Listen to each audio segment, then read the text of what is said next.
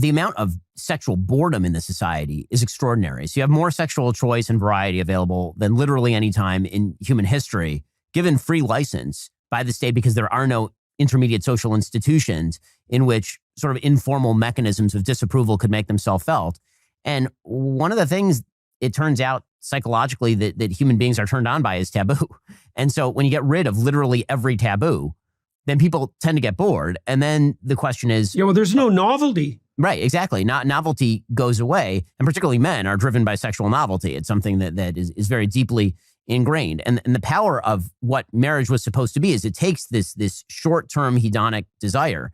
And it's said, because female virtue still existed, that in order for you to obtain this, you're going to have to sublimate that desire for the building of something greater. I mean, the part of Freud that everybody ignores is the part where Freud actually is in favor of sublimation. Yeah, right? Right. It's only later psychologists and philosophers who suggest that sublimation needs to be destroyed and done away with in order to free all forms of human artistic and material expression. But Freud never says that. Freud says you actually have to sublimate a lot of those short-term hedonic desires to something higher. Oh, man. Have you noticed how much sexual boredom there is? My wife could not stop yawning last night. All right. I am Ben Burgis. This is Give Them an Argument. I am joined, as always, by our super producer, Jake Appett, and our very talented graphic designer, J. Andrew World. And this week, should be regularly, once every few weeks for a while, by the one and only R.M. Arun Brown. How's everybody doing tonight? Very good. RM, you got some good fans. Heard RM coughing. The fact that you could pick out RM specifically coughing during the cold open, that is yeah. You got some that's a dedicated fan right there, because it could have been any of us. So well, I mean, we were talking about how I ruined the show last time with my poor audio. Now I'm back to ruin it with coughing. So thank you very much. I'm also happy to be I am a registered relationship expert, so I think I'm gonna nail this one. Yeah. I think Ben taking notes like Jordan Peterson. Yes, I was taking notes of and I was going, interesting, fascinating. I was saying that, under my breath, kind of. It kind of implies that they didn't discuss what was gonna be on the show beforehand, because as Ben's talking, he's just furiously taking notes as if he's getting a million ideas a minute. You think for a 10-minute video, you could have a few things prepared, but he's just... Well, I actually magnified that. I looked closely, and he was writing down, "Does Ben validate parking?" on there, and I was trying to remember to ask him that. So, and he was I just imagine that's just a flashback to him being a psychologist and taking notes when he's writing poetry. Maybe it's he's writing a poetry about Ben Shapiro. I would love to be in therapy and they're doing that. They're taking the notes. I think the whole time I'd be like, "What are you writing there? Let me look at that." Trying to take the pad. What are you writing down? Let me look at that.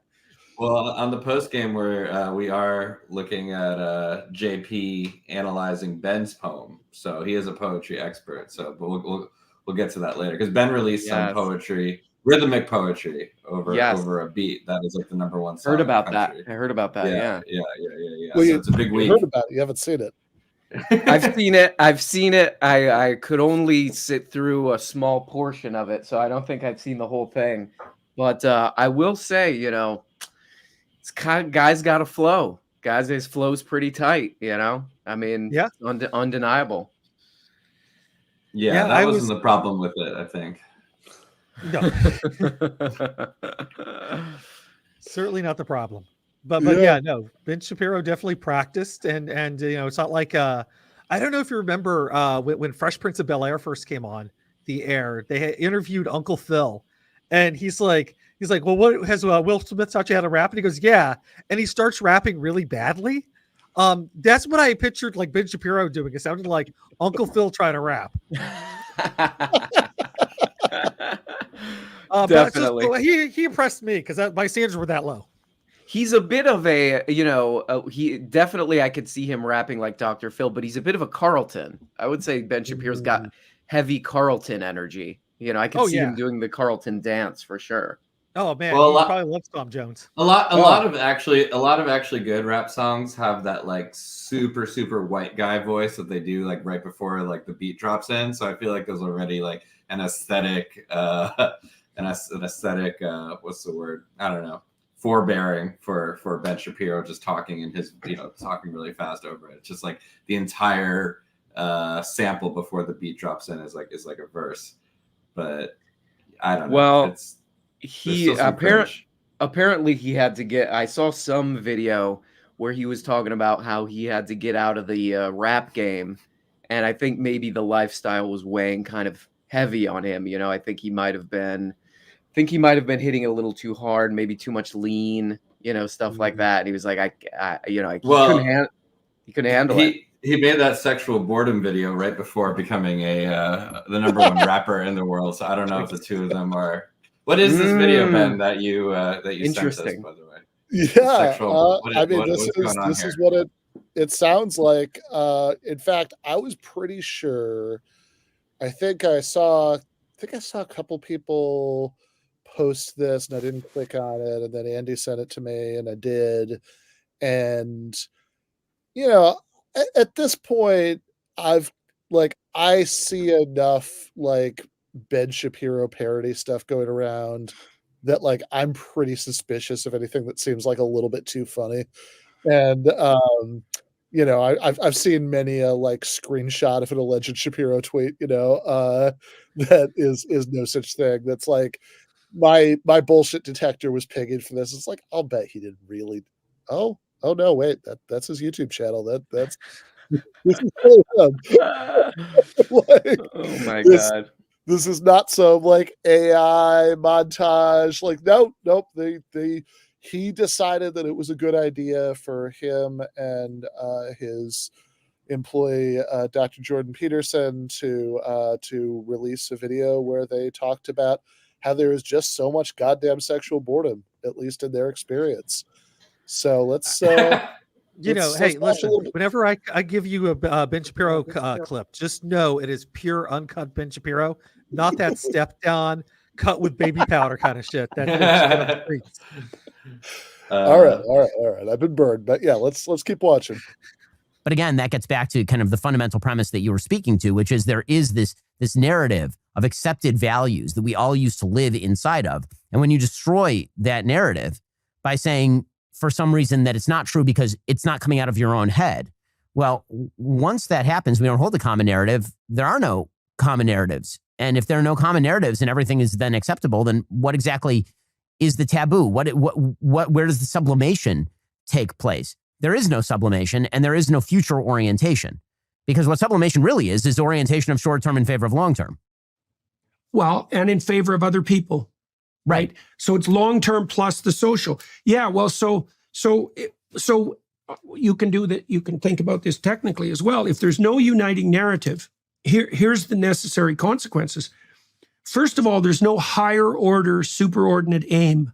And that means motivation itself on the positive side takes a hit, because we experience positive motivation and the impetus to move forward. So that would be curiosity, hope, inspiration, enthusiasm, even aesthetic interest. We experience that only in relationship to an aim. And so if you destroy the ultimate aim, you destroy the structure upon which reward itself is dependent, apart from satiation-induced rewards, right? And they produce quiescence, not movement forward. Okay, so you lose positive emotion. Then you multiply negative emotion. And the reason you do that is because one of the things that constrains your anxiety response, which is actually a calculation of the entropic distance to a given destination, technically, is if you produce a multiplicity of aims, then you increase anxiety proportionately. Now, there's probably some optimization function so that like a choice between 3 aims is great and a choice between 100 is devastating. Okay, so that's 2 things that happens when the unifying overarching theme disappears. But there's a third thing too, which is something you pointed to. So there's a relationship between scarcity and deprivation and value, right? And so if you are surfeited by a stimulus, let's say, or a resource, so you're overfed. As soon as you're not hungry, food is of no interest. If you're stuffed, food is nauseating. Now, you remember in the Exodus seminar we covered, I don't remember if you were there for this, but I think you might have been. There's a situation when the Israelites are out in the desert wandering around like demented slaves and bitching about the fact that they have no tyrant. They start complaining about the fact that they don't have enough to eat. And God sends them like quails until they're literally coming out of their nostrils. Right, yeah. First they complain about the manna, and then, they complain they're hungry, and God sends the manna, and then they say, we're tired of the manna, we want meat. And God says, you're going to have as much meat as you could possibly imagine.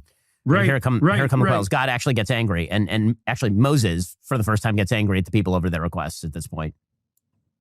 Right. Well, and what happens is because they have an absolute surplus of what they hypothetically find desirable, it becomes disgusting. And this is certainly the danger on the sexual front. We're experiencing a lot of global instability as we plunge into primary season, like no shipping in the Red Sea, like continuing inflation that's setting in on your savings. Well, you should protect your savings. It's not too late to diversify an old IRA or 401k into gold. Birch Gold Group can help you with that. Wait. I wanted to get that gold tip. I kept it for myself, baby. Oh, that's just for I don't want you guys getting my gold. Yeah, that investment. You try to keep that investment secret. Shoot. Yeah. No, this is not quite as good as the time we were watching the that Rumble video denouncing Rashida Tlaib, and they do this seamless transition from denouncing her to promoting the Trump trading cards. Yeah. By the way, I sped up that Shapiro ad 170%. I was I really don't think you could tell because he was talking. The advertiser is probably like telling me us to talk slower. But I sped it up and it just it's like these old motherfuckers who want gold cannot understand what you're saying. This is the one time your audience actually has to follow what you're saying. Yeah. Not just think you're smart, and they gotta know the link to click through. Yeah. So what do you guys what are the points being made? I was really trying my best to follow. I really was. I think that it's like Moses. I was definitely horny by the end of the no. Yeah, that's definitely one of the hottest. Like a good meta analogy. Yeah, I mean, it sounded to me like they were being. I mean, this is definitely one of Peterson's things, is being intentionally obtuse and difficult to follow for a topic that, when you're talking about it, should be easy to follow and stripped down so that people, you're communicating in a way that people grasp. And that seemed like the exact opposite of what they were doing, trying to make it difficult to understand and hard to follow and a bit flowery. I don't know. Yeah. There were two threads. I think one is like, the Israelites that got too much quail. Seems a pretty simple concept, which is like, if you have a lot of sex, maybe you gotta like hold off for a little bit before you get horny again. I think that's kind of. I think that's really what they were saying. Like basically, right? No, well, they're saying basic, or like there's too, or like if you watch too much porn, you know what I mean, and then there's no. Yeah, I mean, because you're overstimulated. Yeah. But they, like you said, it was so flowery. I've watched the clip like 3 or 4 times now because I've edited it. And I think it's basically what he's saying, which is like pretty. That's kind of it's a very, very obvious point, as Peterson says. I don't know why he needed all of that examples to be like, if you just like watch too much porn or have too much sex, then you're not horny anymore. It seems pretty simple, but maybe I'm missing something. Well, it's a weird point, actually, because as far as I could tell, you're right. They were like belaboring, I think, a couple of really, really simple things with this like elaborate tour through this biblical analogy that they absolutely did not need to say what they were saying. But like it seems like their diagnosis of sexual boredom was about there being too much of it, right? That's what's going on with the manna and the quail and all that, right? That that people, if you're not deprived right, then your sexual interest isn't sustained. And then the other thing that was going on is there was this thing about how there's like too much variety, right? That there's just too much, diverse freakiness on the table, and like, eventually, it just deadens your appetite for any of it, right? Which was, so there was a Peterson said this thing, and like all of Jordan Peterson's pronouncements, this was with like very great authority. Like, you never hear that guy say anything with any kind of tone of like, well, I guess my best guess is blah, blah, blah. I don't know. What do you think? Right? Like, that's never it, right? It's always, he is just coming down from the mountaintop to like do you a favor and like tell you about the insights that he had up there.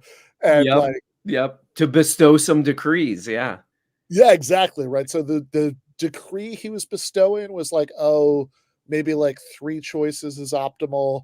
But 100 like is a disaster hedonically. Yeah. And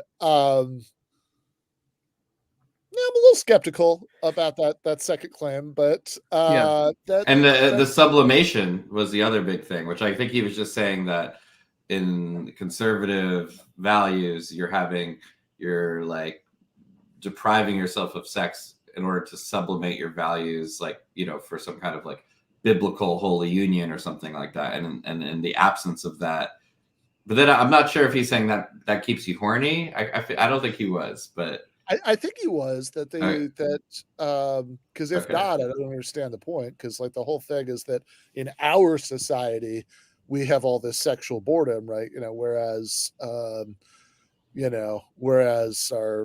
ancestors in in the shtetl, they were just like horny constantly.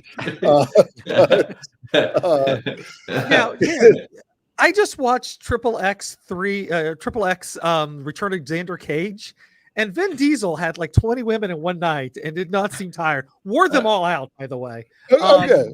So like I'm not quite sure if okay. Like, all right. I thought you were going for the other definition of XXX. I thought you were saying you're watching some XXX last night. Well, no, XXX Return of Xander Cage. Yeah. No, I remember it. That movie was it blew my mind. I was like 9-10 years old. I watched the first XXX. I have to admit, I never got around to any of the others. That movie, if you're like 10 and into like inline skating and like snowboarding and stuff, it just fucking blew my mind. I will say this: if you're a Donnie Yen fan, definitely check out Return of Xander Cage, because Donnie Yen's martial art performance is like one of his best. Not the choreography, but just his performance of it. I gotta watch it. I gotta go back to those. I was kind of thinking there's something more like basic about you guys tell me what you think. Like there's something more basic about Jordan Peterson that I think is like really bad for younger people, which is like his whole thing wasn't about like banishing chaos from your life and all that stuff. And like, like your life shouldn't be total chaos, but there is always going to be like unpredictable elements in any part of your life, and like with Jordan Peterson, it seems like everything is like he's always on the verge of a nervous breakdown with what's going to happen in life. You know what I mean? And like there's some like if we were giving advice about like relationships that's very basic, it's like, if you want somebody to settle down with, and for it to be a thing where it's monogamous and all that, then you have to like search that person out. You have to want that, first of all, and then you search that person out who also wants it, and there you go. Like that's it. That's the advice, and you can find that. There are people who don't want that, and if you get into that, then that's not going to work. Like the advice seems more basic. You don't need to go into this long biblical thing, because it's just like that's just part of life. It's just part of the unpredictability of life that you have to like meet people and go through maybe dating a couple people to find what you want. And they seem to be like so afraid of the unpredictability that's like built in and inherent to life. And maybe you do get into a marriage that like something goes wrong in the marriage, and like that's part of life, sometimes you're going to be left-handed in life, and you have to like, that's the thing. Jordan Peterson is such a stiff branch, and his stiff branch vibe like his physicality, I think, like goes on to his followers where they become very stiff too. And you're just, if you're that stiff in life, you're gonna snap. Like you're Honestly, gonna they get just backed up because they are just eating meat. So That's Yeah. What's interesting? I mean, kind of. I mean, you made a mistake in the beginning of that thought, which is you said, "Tell me what you guys think," but you're supposed to just wiggle your fingers as if you're getting like the most genius idea from the heavens. But the way you're supposed to is, here's the problem with Jordan Peterson. No, you have to be like, you're so like blown away by the profundity of your own. No, but I think it's an interesting point in that I mean, part of what they're selling is, you know, this return to conservative values will take out, you know, that uncertainty, like that rock, you know, those biblical, that's why they're invoking the Bible, you know, this wisdom. Then later on, he's going to start talking about this collective wisdom that's going to, you know, solve the problem of boredom in your sex life. And, you know, I don't think they ever mention talking about it with your spouse the entire, but, you know, like you think maybe step one is like having a conversation about it or trying something new. You know, it's all of these like hacks, these like life hacks that happen to come from the Bible. But like you said, it's something that like, in order for their audience to like believe in it, it almost has to have this like stony gravitas that literally goes back to Moses, as opposed to like, you know, like the most basic difficult parts of life is, you go on like 6 dates and 5 of them don't really work, or you don't have chemistry, and it's that simple. It's that simple. They're making something that could be just like basic advice, and it's always, they are trying to go, it does feel like they're this is always a thing where it's like trying to go back to the good times that never were. You know, it's like, look, I'm sorry, but like people had affairs, they just like covered them up, you know, and stuff like that. Like relationships are always, there's always going to be like built-in challenges. There's always going to be like moments where people don't get along. The whole thing is to like find somebody where it's like, you know what, there's not a lot of there's a very low percentage of friction in this relationship. We don't get bored with each other. We have fun with each other, where we have good conversation. We have like a rapport. You're probably I mean, whatever sexual boredom is probably just like interpersonal boredom in general, which can happen in a marriage or friendship or whatever.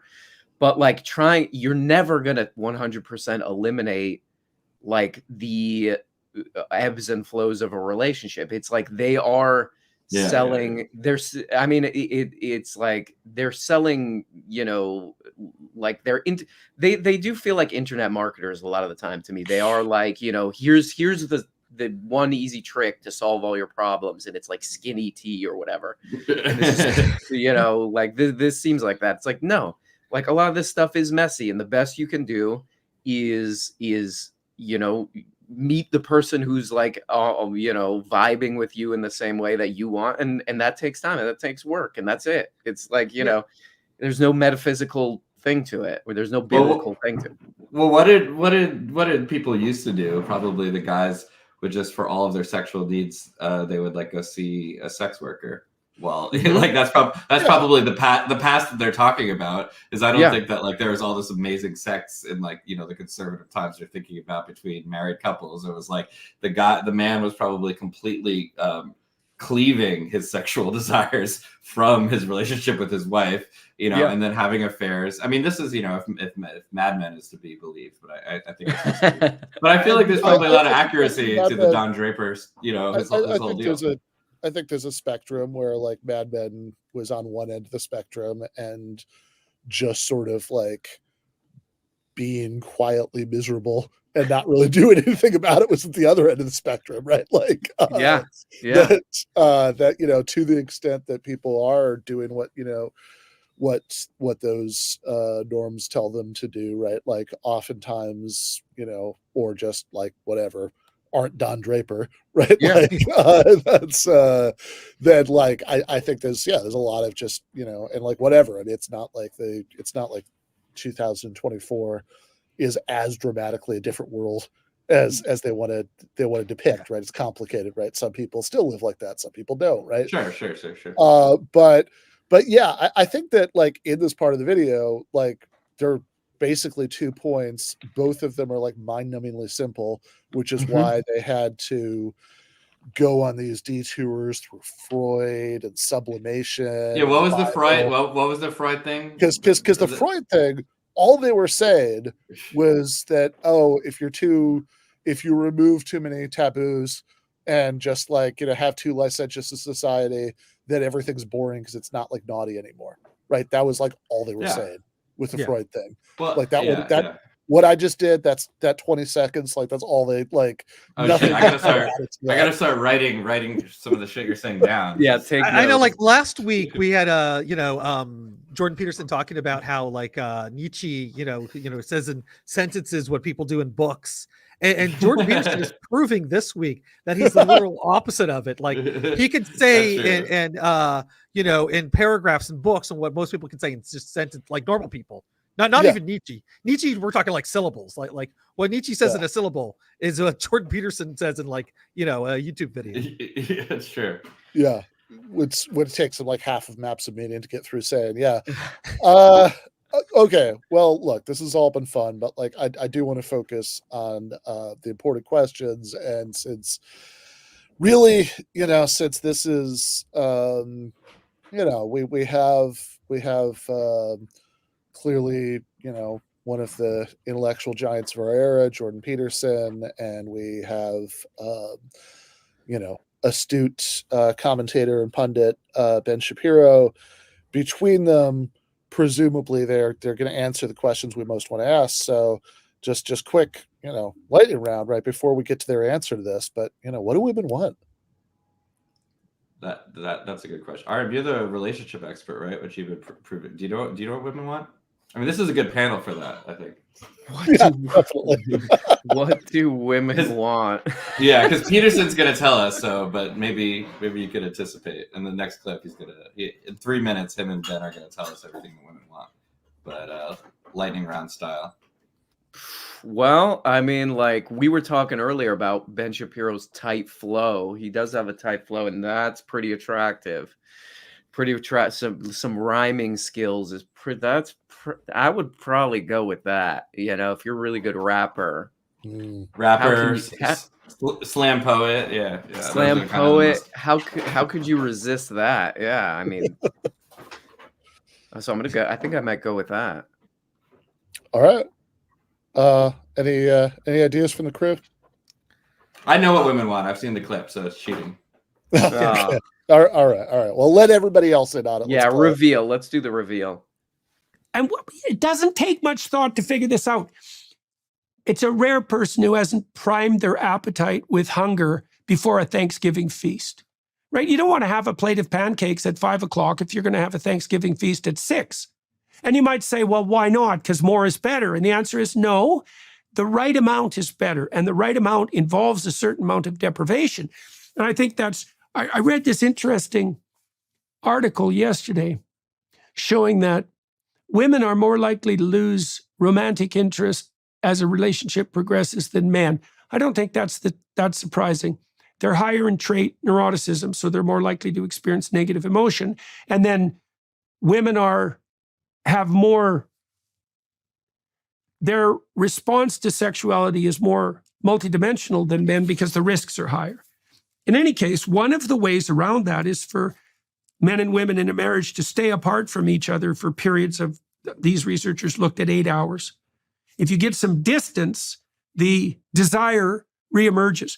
And then you were talking about novelty. And so this is pretty interesting too. So you said men will chase novelty in a sexual relationship. Well, I think part of what is incumbent on married individuals is to figure out how to keep that novelty alive, right? So that means that each of them have to be transforming. And I think the best way to do that is in relationship to a spiritual pursuit.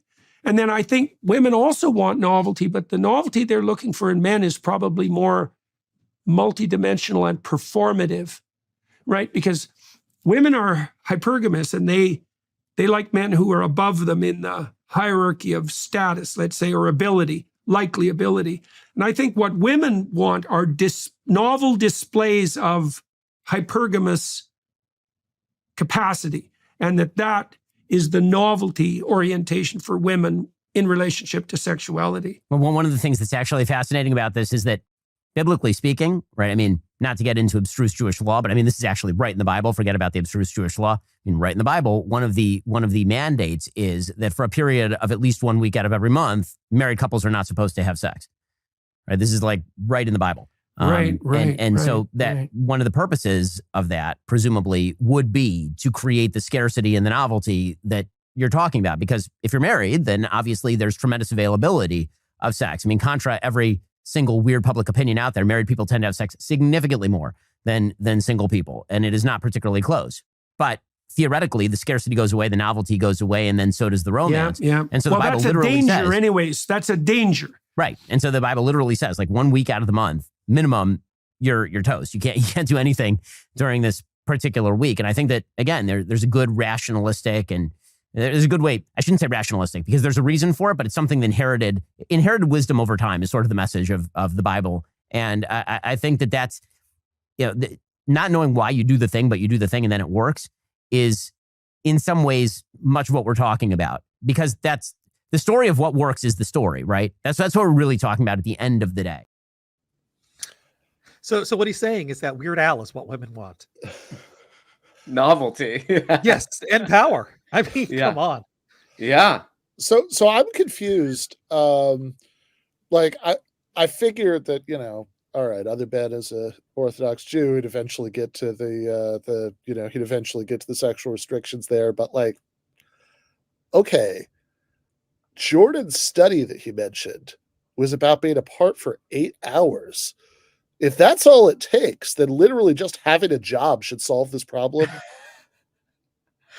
Yeah, I think this is not groundbreaking advice here. Yeah, I mean, this doesn't even have to be a marriage. I would say with anybody, even maybe just a friend, you might not want to be together 24 hours a day. Yeah. Okay, fair point. Fair point, Jordan. I mean, I had the same college roommate for 2 years, and there was a point where you didn't want to fuck them at all, basically by the end of the week. Right? And that's why, yeah. They kept eating your labeled food, and you were just like, I have no sexual interest in this person. That gives me the ick. I think this is a good point that the biblical reason might not be to like keep the couple horny. I think there might be a different reason. No, that seems like the kind of thing that's in the Bible a lot. Like it's probably the Bible says no to Red Wings. Yeah. Well, especially because there is, clearly you're right. Like the actual text of the Bible and certainly the abstruse Jewish law part of it, right, is full of like idea that like menstruation is like associated with uncleanliness and all this stuff. Like this is, I do not think that that's like just ancient Israelite dating coaches trying to help people like keep the spark alive. But in any case, we do want to wrap this up, but I want to just note that Jake's prediction turned out to be correct. That there was never any, or RMs maybe, I don't remember. That there was never any point in this where where either of them suggested talking to your partner, like a solution or part of a solution to anything. I think I know we have to wrap up, but I think what would be interesting is unpacking maybe at a later date is who do they make this for? And I feel like they made it for their mostly single male fan base who are addicted to porn. I actually think that's maybe I don't know, or their married male fan base who is tired of with their wives but need to be told that actually this is like the best way to do it. You know what I mean? I don't know. I don't know why they made it, but that's all. So what do you think? Who's the demo? I don't know, but if that's true about the porn thing, that does seem like a trick too, because I've looked into this a little bit, and porn addiction is like, from what I've read, pretty rare. I mean, it's usually stems from some other kind of compulsive behavior. From what I understand, most people have a pretty clear separation between a relationship with another human, or contact with another human, and video. They very clearly see the difference, which makes sense. What I ended up concluding, reading a lot about the kind of the no fap stuff and the anti-porn message boards, is that it's a lot of bro science, pseudoscience, and it kind of has a weird they use it to sell products and coaching and all that stuff. If that's what they're talking about, I don't know. I don't know. It's not particularly convincing. I can't prove it, but I just thought it was adjacent to that because they were talking about depriving yourself, and they were talking about like, oh, there's nothing is taboo and everything, and exactly. And maybe some people are literally having all of this not taboo sex in real life. Those people exist, but most people are only experiencing that through the internet. Are not drowning in variety in their actual experience. Virtual. So I feel there's a lot of factors that they're not. So fucking boring. Are we going to do the thing with the? Is it the goat again? We just did that last week. This like old-fashioned Greek orgy bacchanalia that I do every weekend is just getting so boring. Yeah. Well, I could just see like Epstein Island, just hearing about the boredom over there. Yeah. It was incredible. They're also not considering like age too. Like that would be a huge factor. If you're younger, you might not want to like rush into a marriage right away, or like lock down a long-term monogamous relationship. If you're older, there's probably a higher chance you will. I mean, it's a bunch of stuff that they're trying to flatten and make simple for their audience. That it's just you're way better off listening to somebody else for advice on this. Yeah, we'll have to start the. Sorry, go ahead, Ben. I don't know. I mean, you disturbed me a minute ago by saying that most people can tell the difference between video and things that are happening in real life. But your video friends here, right? We've got your back, right? We'll give you much better advice. Yes. Thank you. I was leaving out. I was leaving out Ben's show, obviously. The good Ben. All right. Yeah. Just as We'll long need as to have RM back for the romance half hour where we give our fans what they really are looking for from this show. This is just a thing we're going to be doing. Absolutely. Every episode. Well, if you do, anybody who does see a distinction between video and things that are going on in real life, if you want to cross that distinction and hang out with your video friends in three-dimensional reality, in day after tomorrow in Los Angeles, Jason Miles and I are going to be at the Rainbow Bar and Grill. We did this last year. It was a lot of fun. People came out. We got the Slash's booth last year. I don't know, if the man himself wants to use it, I suppose. We'll fight him for it or just meekly let him use it. Only way to find out is to come. Or have him join us. Yeah, right. That's also possible. Oh, that was cool. Arise, ye workers, from your slumber. Arise. Yeah.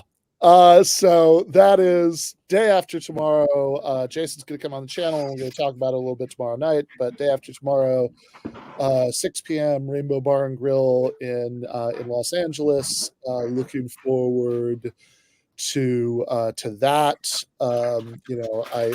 If you've been listening to all the good advice from Ben Shapiro and Jordan Peterson and are now in a stable long-term relationship, I'm sure there's no surprise that she would prefer to being taken than being taken to a meet and greet with socialist podcasters. That'd be right at the top of the wish list. Don't even have to say where you're going. Just be ecstatic when you get there. So in any case, on that note, thank you so much, RM. Everybody should be checking out his show and watching him. It's a lot of fun. So we'll talk to him very soon. But meanwhile, we are joined for the first time on GTAA by Matt Cameron. What's up? I'm ready to increase my hypergamous capacity coming on this show. Ooh, okay, all right. I just learned a new phrase. Didn't know it was going to be that kind of conversation. Yeah. So this could be fun. You are so this is the first time on the show. We've got a link in the description to some of your writing, but you want to just say a little bit, because it is going to be very relevant for what we're about to talk about who you are and what you do. Sure, thanks. I've been doing deportation defense and asylum work for about 17, 18 years now, and I've got a small firm in Boston where I live and work.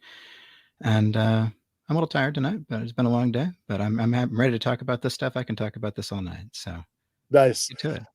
Yeah, no, absolutely. So the context here is that last week there was just this it was often referred to as a border bill or border security bill, but there was a bill that would have done a few different things. That it was like part of the deal is it would have had this funding for the wars in Ukraine and Gaza that were attached to it, but but it would have been a bill to give immigration restrictionist border hawks a lot of what they want, and this is something that we're about to start watching this debate about it between Krystal and Saagar and Enjeti on breaking points, but just to sort of give people a little bit of general context for it, if you haven't necessarily been following this super closely, this is the kind of thing that as I'm sure you can tell me better than I can, right? That Democrats have often over the last bunch of years, right, going back to Obama, they've often indicated their willingness to do something like this, but as part of a package of comprehensive immigration reform that would be linked to things like some kind of legal status or even a pathway to citizenship for people who are already there in exchange for more draconian border security. And this thing, this thing just had none of that, right? There was no give and take. All stick, no carrot. Yeah, exactly, right. So this is all draconian border stuff, and there's nothing. It's not tied to any sort of larger immigration reform. I mean, it was just, hey, you want the funding for continuing the war in Ukraine, you can just give us a bunch of stick, and then ultimately it seems like they just decided that all stick still wasn't enough stick. Well, not this year. I mean, we got to get Trump elected first, and then we can really bring in the stick, a big one. And I got to say, I mean, you're saying obviously restrictionists want this. Trump wants this ultimately, not this year, but he wants it next year. But Biden wants this too. There's no reason that Biden doesn't want to clear up as much as he can, because this bill would have actually probably increased, the optics at the border would have been better for him. He wants to be able to say that he's fixed the border too. I think we got to factor that too. Yeah, right. So this is because there is this widespread perception that a lot of this stuff is in crisis. You get we looked at this a little while back, and I remember seeing this article from maybe a month ago or something that said that if you look at political ads from this year, the word border has appeared more than any other single word, even words like endorse and message. So this has been really relentless, and and I think that the sort of tactics of taking asylum seekers and busing them from border states to northern blue states has I think it's a pretty cruel way to handle human beings who are trying to apply for asylum, to treat them as props like this. But I mean, it has been really effective as political theater. Not that Eric Adams really need an excuse, but yeah, no, it really has. Like it's and we're feeling it up here too. I mean, there's a lot of the rhetoric's really heating up. We had migrants sleeping in the airport. We had a Roxbury Community Center. It's become kind of a flashpoint here, that the state is using for shelter. And, the optics, like I said, I think Biden really wants to dial this down just as much as Republicans do, but he's letting them do it, or he's trying to let them do it. It didn't work out. Right. Okay. Well, let's watch some of this, and I've kind of largely skipped the parts where they're talking about the politics of this since since this has happened. Since this conversation, at the time they're having the conversation, it was already, I think, pretty clear to both of them that the bill was going nowhere at the time, or was at least extremely unlikely to. And now it's completely stalled out, and there have been efforts at sort of salvaging bits and pieces of it. But as of now, unless there's something like I missed today in the news, it seems like none of that's happening either. It's been DOA for a while, but I mean, it's just really official this week. Yeah. So, but the part that's interesting, the part that I thought it'd be interesting to hear your perspective about, is the part where they start talking about the broader issue. It's like, okay, look, nothing's happening right now, but what actually should happen, right? Like that's what do we want to happen, and that is where this is going to pick up. All right. Scenario is, the status quo. Well, if you give somebody a work permit and you don't deport them, that basically is amnesty, because when the hell are they going to leave? I mean, that's kind of the. But here's the thing, just on a substantive level, that I genuinely don't understand, and I want to hear your analysis of. Republicans, we've covered this on the show a bunch of times, talk about, all these people who are leaving New York, going to Texas, going to Florida. And that's seen as like, that internal migration is seen as like, I think justifiably so, terrible for New York, and terrible for California, and fantastic for Texas, and fantastic for Florida. But suddenly when it's people who are coming from outside the country, even though they're also just human beings, and by the way, immigrants, like some of the clearly like hardest working and oftentimes most patriotic people you could possibly meet, suddenly when they're coming from out of the country, when they come to New York, it's like, oh my God, this is terrible for New York. So how is it that people leaving is bad, but also people coming is bad? It's a philosophical difference, Krystal, which is that the first part, your people are lawful permanent residents and they're American citizens. And the people who are coming here are not. And in most cases, they could be. Maybe, but they don't pay taxes. If they're allowed, most of them don't speak English. But that would be an argument for a pathway to citizenship, to legalizing them, bringing them out of the shadows. Because the problem, and this is one of the arguments about like, oh, it depresses the wages. What depresses wages is when you have people who are not legalized, who are in the shadows, who are being paid under the table, oftentimes like less than minimum wage, and not having to abide by labor regulations. What you're making is an argument for legalizing immigrants, for allowing in more legal immigrants versus having this massive shadow I economy. actually don't support legalizing immigrants, and I don't support pathway to citizenship for the vast majority of people here. And I'll tell you why, which is that as fundamentally is a fairness issue. People like my parents spent years and tens of thousands of dollars on lawyers trying to get visas. They had PhDs and master's degrees. It's not that easy for people to get a visa to this country. You can ask anybody who's like me. I think it's bullshit, frankly, that you can just cross the border, just say, I fear for my life because El Salvador sucks, and you get to stay here and you get to work for 5-10 years, lively, never leave. The other case, and this is, look, you can call me racist if you want. Vast majority of people arriving here have no skills. We're lucky if they have a 5th grade reading level in Spanish, let alone in English. They're not educated in terms of the jobs that they're going to take. I mean, is it really fair to depress like wages for the lower class Americans? It doesn't, though. No, but absolutely. the research. It's a supply and demand issue. It's basic. It's your assumption is that there's. Call me racist, huh? So I will. Sorry. Yeah. Well, I mean, he did invite it, so yeah, sure. No, he can't get too, he can't get too mad if people. That was some fucking racism. Yeah. So let's, before they kind of do, because I watched some of this earlier. They're going to wrangle a little bit for, I think, about the wages issue. But we heard quite a few claims before it. I'd kind of be interested in hearing you sound off about, right? Because like the first thing as the video began was this thing about how it's like essentially amnesty if you give somebody a work permit while their asylum case is being processed, if it's going to probably take a really long time. And I think there's at least an implicit claim hovering in there somewhere that probably probably if it's denied, they're still not going to leave. Yeah. No, I mean, it's so to get an asylum interview through the affirmative asylum system right now, it's taken 8 or 9 years with the resources they have. I got no problem with it because I'm working with these people. I know who they are. I wouldn't, there's not a single person I've worked with I wouldn't live next door to. And, at this point, they're 70% of New York's essential workers, about a third of their healthcare force. They're, if you actually gave people work permits, give them a path to citizenship, we'd increase the GDP by trillions over 10 years. I mean, it's basic stuff, but I guess that's not how he sees it, because he just sees a bunch of unskilled brown people.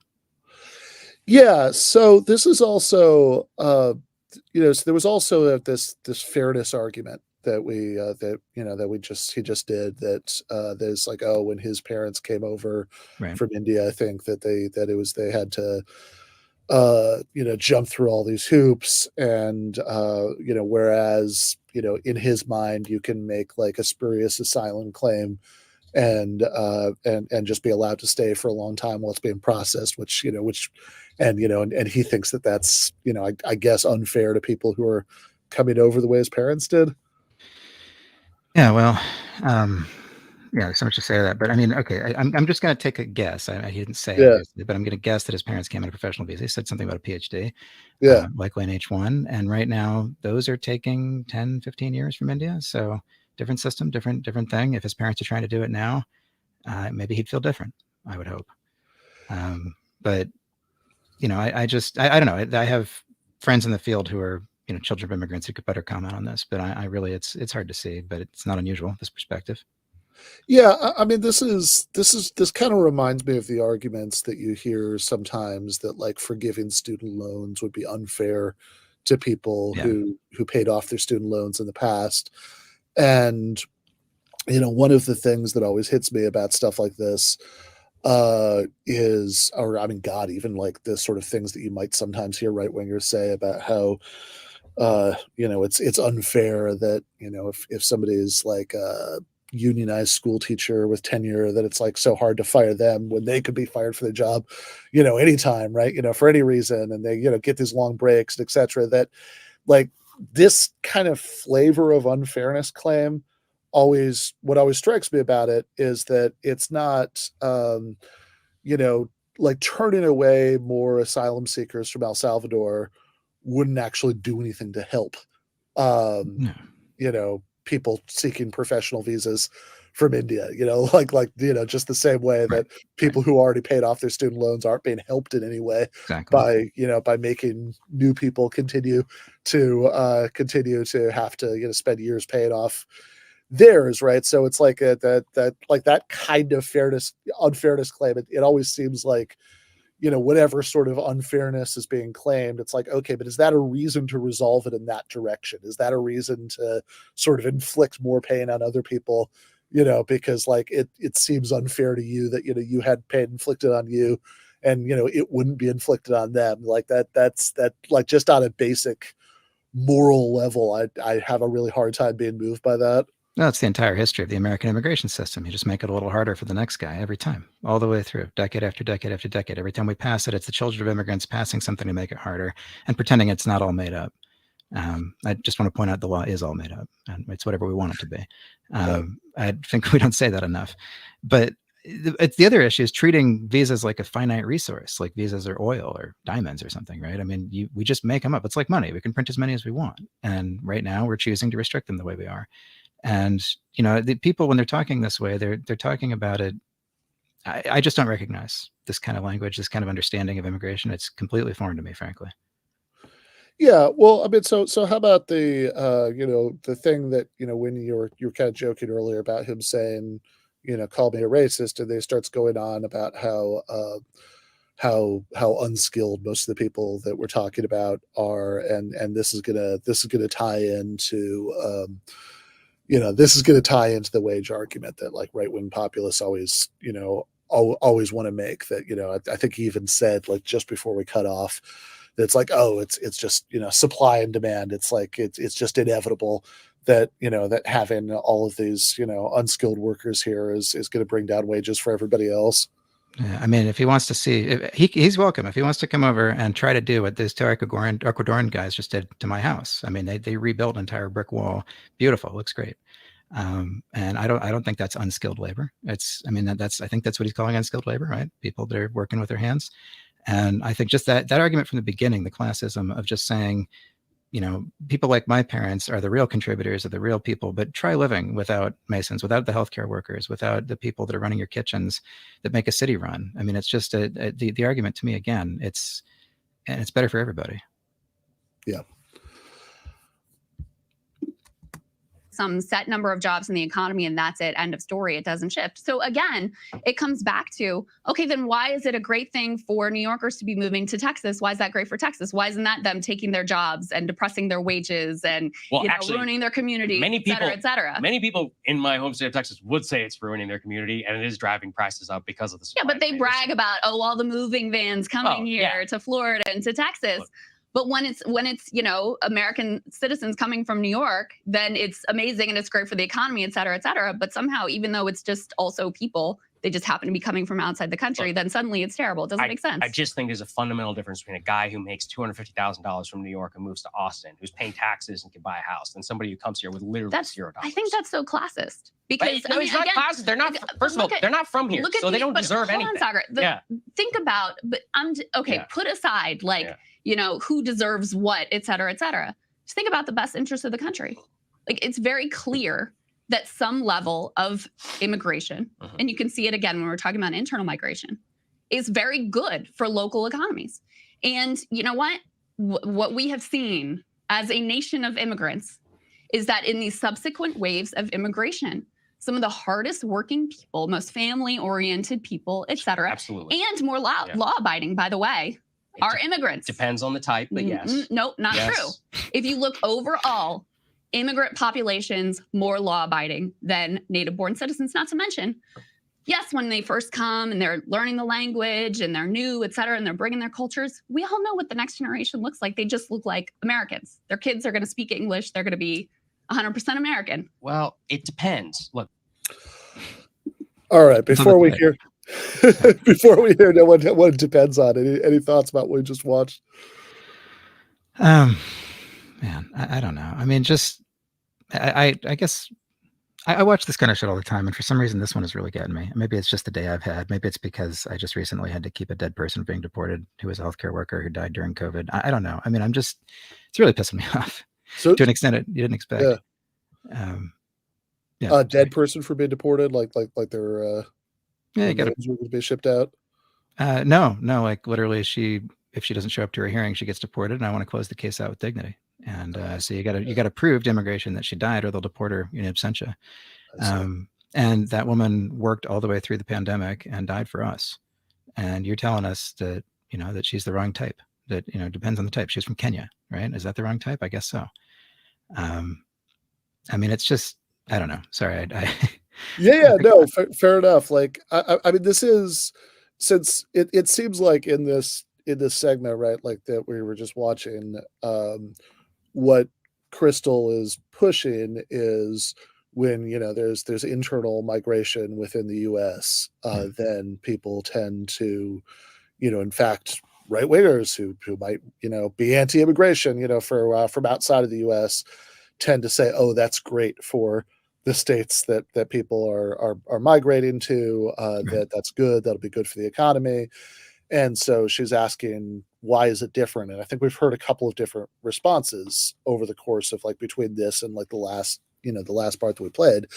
The first one in the previous segment was, well, I think he said there's a fundamental philosophical difference because they're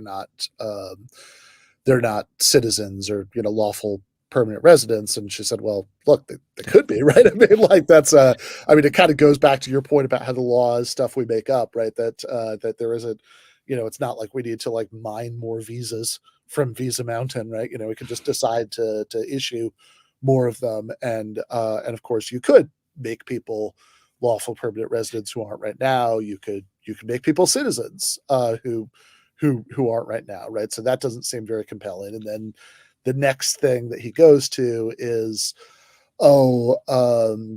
people. So there was this thing about low skills, and then the last thing I heard was about paying taxes, but that too seems like, well, look, anybody who's not paying taxes, presumably that's because they're either not working or they're working under the table.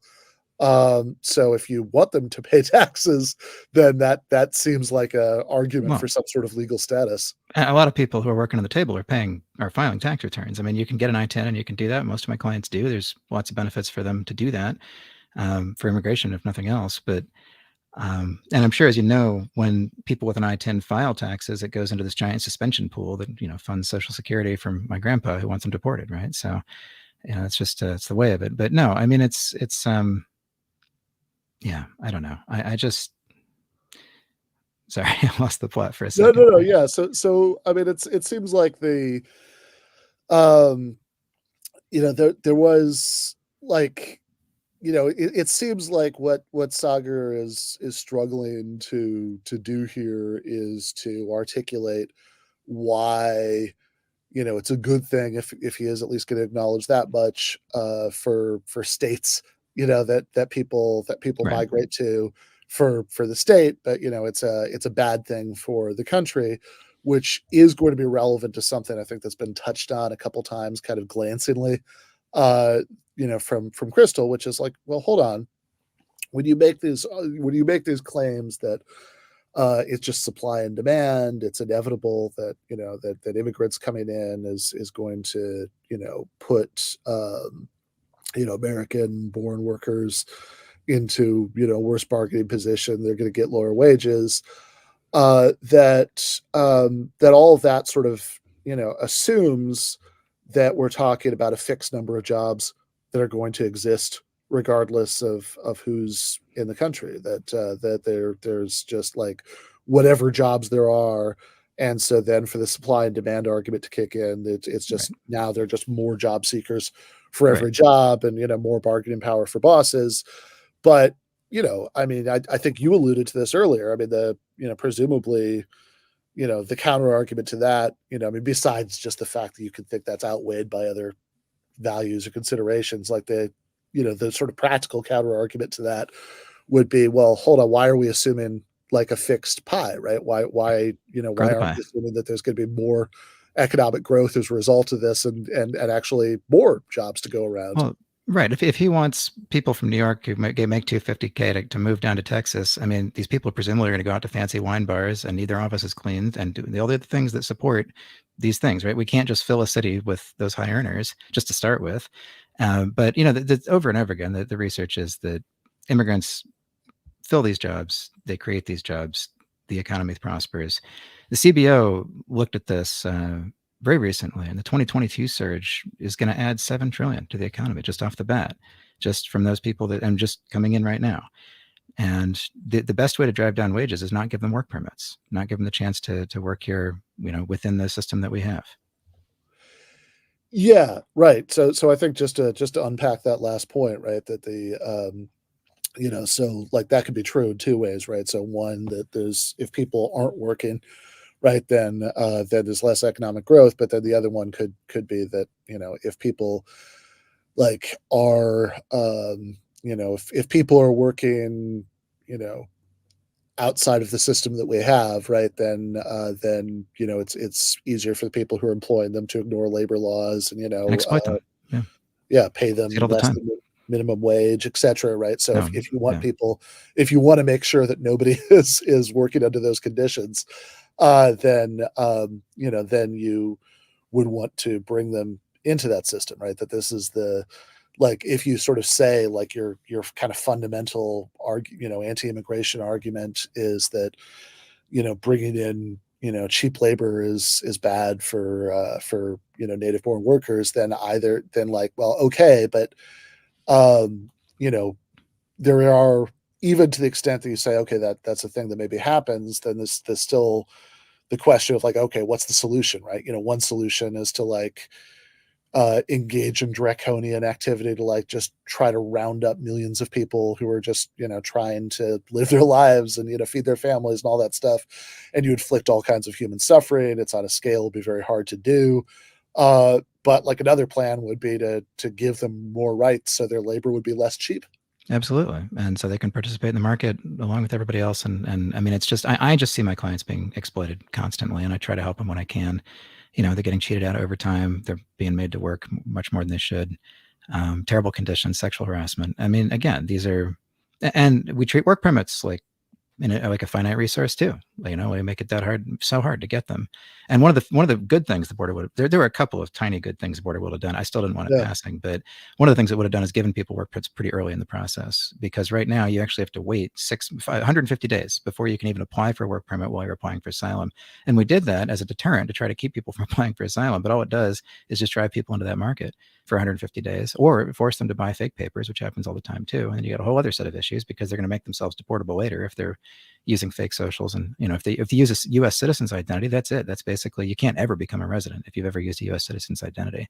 So you're forcing them into all these other alternative things when you could just give them the right to work and have them participate in the economy and grow the pie. George Borjas, who works over at Harvard University, has done a 2017 fantastic study which shows that mass illegal immigration largely depresses wages for lower class Americans. So that's number one. I would say the empirical data is pretty set on this. All right. So I'm curious from your reaction, like you're familiar with the study he's talking about. Yeah, I mean it's the one, but it's a lot more complicated than everybody says. Of course, do you know about Borjas, the whole deal? I don't know. Oh, so he's a Harvard economist, and he's actually Cuban born. And he's the guy that they get out there. And he wrote a book. I mean, it's an interesting book. It's worth reading. It's called We Wanted Workers, just because it's an interesting sort of look. I don't agree with a lot of it. I think that he's flawed. I'm not an economist, I'm going to say, but I've read around in this area. And his big deal is he looks at, about the Mariel boat lift where Castro, right? So you had this mass exodus of people to Miami from Cuba. And it's a really interesting one-time look that you can have at what happens at what Borjas calls it a helicopter drop of just like people descending on a city. And it was good for Miami. I mean, it's just the kind of thing that people are saying is going to ruin this country, but they came in. Now, of course, Miami is a place that's very easy for Spanish speakers to integrate as well. And there's always jobs for them, and family was waiting for them. Of course, there's already a Cuban community. So it's some factors there, but it's still, Borjas slices the data as much as he can to try to say the Mariel boat lift overall depressed wages for white men without high school degrees. And I've looked at the way he slices the data is so thin that other economists looked at the same data and found that their wages rose overall. It's it's just the games you want to play with the numbers, and economics are so obscure and mystical to most of us, including me, that people are just going to be happy to repeat. Now he's saying the data is empirical. This is it. We know that Borjas told us, right? And of course, Borjas is one guy, but he's a leading guy in all of this, and they love talking about him. Okay, yeah, that's really interesting because he says that so authoritatively. Like, oh yeah, this is clearly true. See Borjas, right? And there's a reason they always cite him, because I'm not aware of any other study that you can conclusively prove, because it's so hard to. There's so many other factors and variables. That's why Borjas had to look at something like the Mariel boat lift, because it's such a unique event in terms of the laws of supply and demand. But number two, again, is a deep philosophical difference. I think that the net migration level that we should have over the next 30 years should be zero. And this is my case again. And look, people will be like, how can a guy, son of Indian immigrants? By the way, my mom vehemently disagrees with me if anybody wants to know. And she also votes, so she can vote the way that she wants if people want to know. I'll tell you, which is that in the 1919s and the teens, we had a hyphenated American crisis, very similar to the one that we have here. Mass internal strife, complete differences of opinion. People speaking German, people speaking Italian. They had dual loyalty to their old countries, as we saw during the First World War. It was a huge problem. We had a massive foreign-born population equivalent only to today. Internal strife was solved one way. We dramatically lowered the level of immigration. We let people assimilate into the country. And for the next 40 to 50 years, we had very, very little immigration.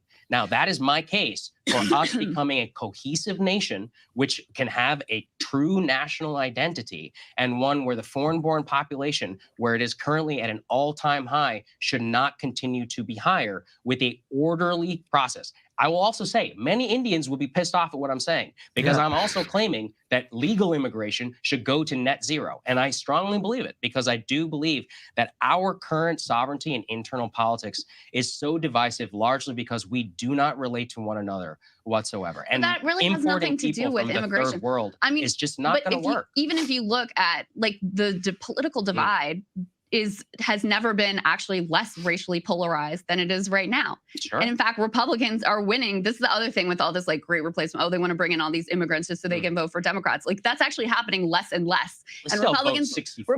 love to brag about how they're winning over this population, but also fearmonger about how they could never win this population. So that's another part of the conversation that I think makes absolutely no sense and is utterly ridiculous. The divides in this country, yeah, some are, there are some racial divisions, but increasingly we're actually less polarized among racial lines. And, I would wager, and I think most people would agree, that ultimately the country was much better for those waves of Irish and Italian and Polish and German immigrants. I mean, that's part of what has made this country what it is. And I don't see this new wave of migrants coming from a different part of the world in any different way. So listen, is there a limit to how much we can, bring in at one time? Just again, practically, if you flood the zone with a whole bunch of new people and that creates housing, that there's problems. I'm not going to say that there's you can just bring in the whole world and it's not going to cause an issue. But I do think that there's something fundamentally broken in a logic that would say, it's very clear when a place like the industrial Midwest empties out and these towns are decaying and people are fleeing. It's very clear that's a bad thing. It's very clear when it's New York and people are leaving New York that that's a bad thing. But then somehow when it's other people who are coming in, which in a different scenario, if they, came from a different country, a different part of the world, you say, this is great, this is wonderful.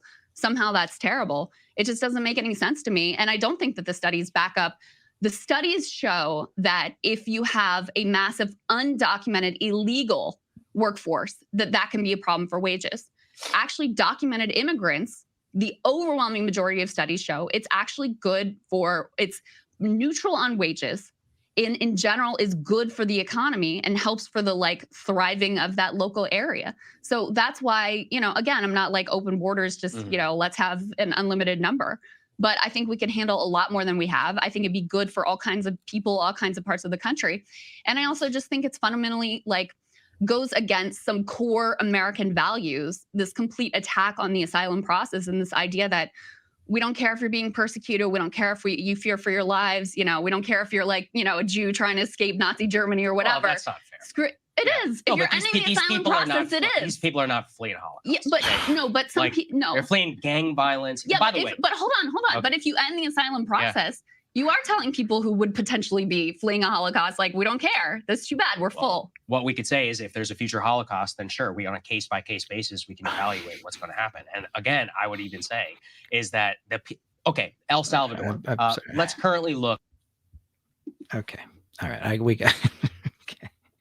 If there's a future Holocaust, we'll go ahead. And we know, what we did during the actual Holocaust, right? Very much, yes. Right. And when he's saying we'll evaluate on one, okay. All right. So 1890 from 1890 to 1920 or whatever is considered by immigration historians to be the golden age of immigration, right? It built this country. You always hear that rhetoric. It's when my people came. I don't know if it's when your people came, but my people came from Scotland around 1918.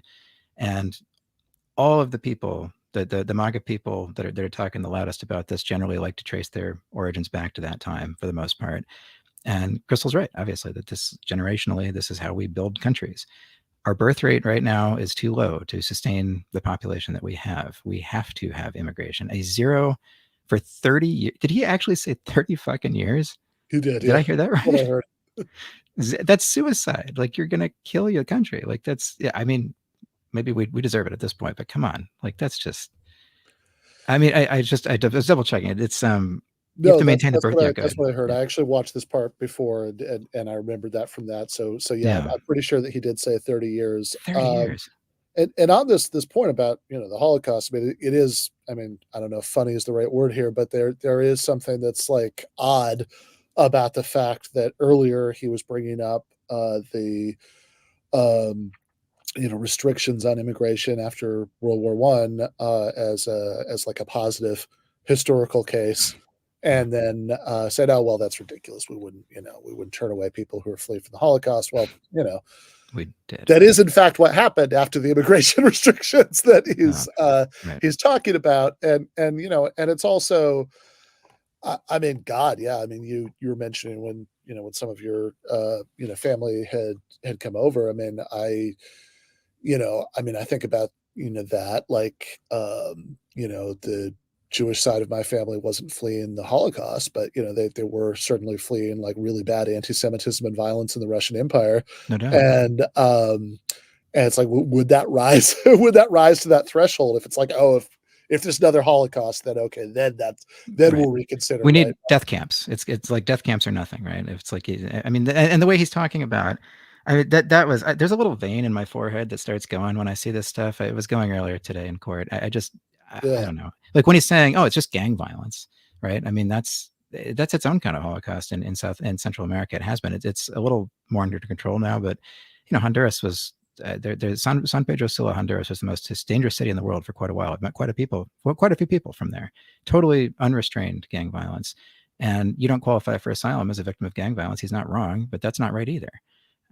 But also, I'm sure with the state of Haiti right now, and there's a reason we've got so many people coming from Haiti. I'm not going to say it's a Holocaust, but it's bad. It's very bad. Yeah, I mean, there is something just on the face of it, like, oh, well, the people who are trying to kill you aren't a government. They're Right. they're a gang that's controlling territory in a lawless environment.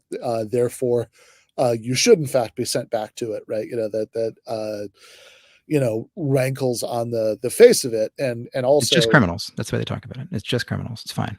Sorry. Right. Yeah. Yeah, and it's also. I mean, I know this is going to come up later, but not for nothing. That I don't. Like you mentioned Honduras and Haiti. Those are both countries that it's not the chaos and lawlessness that's happened in those countries. Bloodshed is not unrelated to U.S. foreign policy, right? Which seems like an important point here, because if I if you're talking about even if you do this sort of kind of dumb thing that people often do in these conversations, and then analogize like entire countries to private homes, say, oh well, somebody wants to like come live in my house. Like, well, okay, if I burn down their house, Exactly. that does seem relevant. You should have to sleep you get to sleep on my couch when I burn down your house. That's how it works.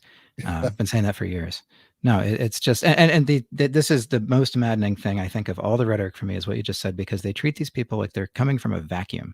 Like they're just like a complete, like just showing up out of nowhere on our borders for some reason from the Northern Triangle, for some reason from Haiti. Right. And I mean, it's just the complete failure to teach the history, I think, is really a problem. Yeah.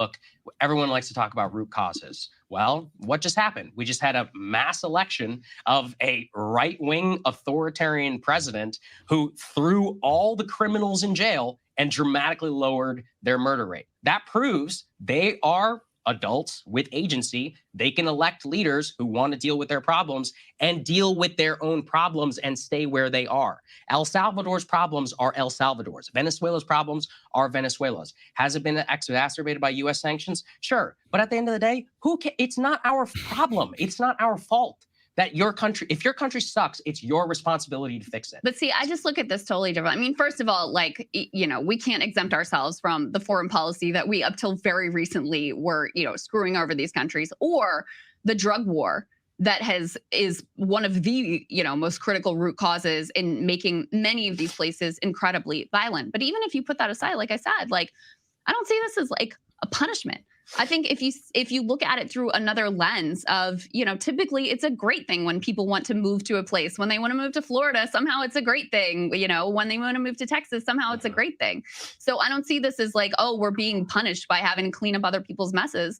No, I think we should have a process that's orderly. I think we should have enough resources to be able to deal with the number of people that are coming. I think we should have an ability, a system that makes sense, that lets in a certain number, that's not going to overwhelm the entire country. But we should in general see it as a good thing that people want to come to the United States of America and still see it as the land of opportunity. You should see it as a land of opportunity. It should be. It should be a land of opportunity for people who live here and people who are natural born U.S. citizens or But I don't see how residents. but that's the thing is like, you see this as a zero-sum game, and it's not. It's not. Like I said, There's a lot of data to back it up. Now, in terms of the difference between the Irish and the German, is we were a rapidly industrializing economy, which needed cheap labor. I would also say that a lot of people who were natural born hated the Irish and the Germans with some good reason, because they were depleting their wages and were willing to work for much less than they were, and they were driving around their overall wages, which led to major labor disputes even within unions at the time. So that played out 100 years ago, but that was 100 years ago, and we can say what it is. Today, we are not a rapidly industrializing economy or a rapidly deindustrializing economy. We don't need a lot of cheap labor. The predominant amount of cheap labor that does come here and ends up work in places like home healthcare space, they end up depressing wages in places like construction and others. And there's also, we have a housing supply issue. I mean, like, where are these people going to live? But then, look, this is why I don't even like to have an economic argument as much.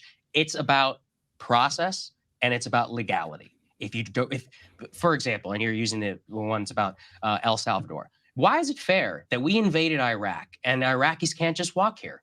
Don't they have more right to live here than anyone in El Salvador? I would say, yeah, absolutely. I would let them in too. But it's not fair because they can't walk here across Mexico. We do have special programs for, I think, Iraqis, but definitely Afghan interpreters as well, who helped us in our war. So absolutely, clarity. But not every random Iraqi who happened to live in the country between 2003 and 2020. It's just not. It's not a fair process that just because you can walk across Mexico, or if you're some Chinese or Haitian or whatever, that Somali or whatever, you can afford a ticket to there, that puts you ahead of the line.